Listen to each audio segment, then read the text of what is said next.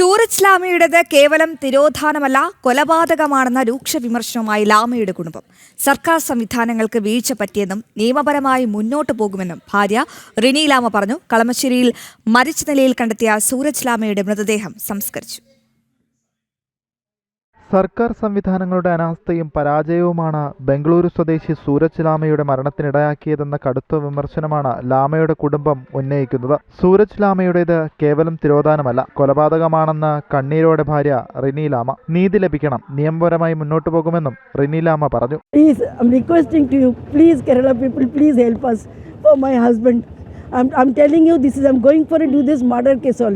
ये हॉस्पिटल जाकर थोड़ा तो भी देखभाल करता था, थोड़ा तो भी एक बॉटल ड्रिप्स तो भी देता था, मेरा हस्बैंड बच जाता था.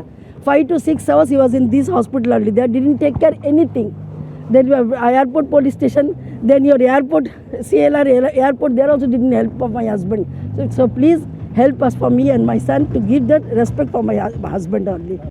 കുവൈത്തിൽ റെസ്റ്റോറന്റുകളുടെ ഉടമയാണ് സൂരജ്. അവിടെ കുഴഞ്ഞു വീണ ഓർമ്മ നഷ്ടമായി. അവിടെ വ്യാജമദ്യ ദുരന്തത്തെ തുടർന്ന് ആശുപത്രിയിൽ കുഴഞ്ഞു വീണ ഓർമ്മ നഷ്ടപ്പെട്ട സൂരജ് ലാമയെ കുവൈത്തിൽ നിന്ന് നാടുകടത്തി. സ്വദേശമായ ബംഗളൂരുവിന് പകരം നെടുമ്പാശ്ശേരിയിലേക്കാണ് കയറ്റിവിട്ടത്. ഒക്ടോബർ 5-ന് വിമാനമിറങ്ങിയ ശേഷം സൂരജ് ലാമയെ കാണാതാവുകയായിരുന്നു. ബന്ധുക്കളെ അറിയിക്കാതെ നാടുകടത്തിയ അച്ഛനെ കണ്ടെത്താൻ മകൻ സന്തൻ ലാമ നടത്തിയ അന്വേഷണമാണ് മാധ്യമങ്ങളിലൂടെ പുറം ലോകം അറിഞ്ഞത്. പിന്നീട് നവംബർ 30-ന് കളമശ്ശേരിയിലെ കുറ്റിക്കാട്ടിൽ നിന്നാണ് മൃതദേഹം കണ്ടെത്തിയത്. ഹൈക്കോടതിയുടെ നിർദ്ദേശപ്രകാരം പ്രത്യേക സംഘം നടത്തിയ തിരച്ചിലാണ് ഫലം കണ്ടത്. നന്നേ ജീർണിച്ച മൃതദേഹം തിരിച്ചറിയാൻ DNA ടെസ്റ്റ് വേണ്ടിവന്നു. ഇടയ്ക്ക് പോലീസ് ലാമയെ കണ്ടെത്തി ആശുപത്രിയിലാക്കിയെങ്കിലും പരാതി ലഭിച്ചിട്ടും ലാമയെ പോലീസ് തിരിച്ചറിഞ്ഞില്ല. പിന്നീട് ആശുപത്രിയിൽ നിന്നും ലാമയെ കാണാതാവുകയായിരുന്നു. മൃതദേഹം ബന്ധുക്കൾക്ക് കൈമാറി. കളമശ്ശേരി പൊതുശ്മശാനത്തിൽ സംസ്കരിച്ചു. ജനം, കൊച്ചി.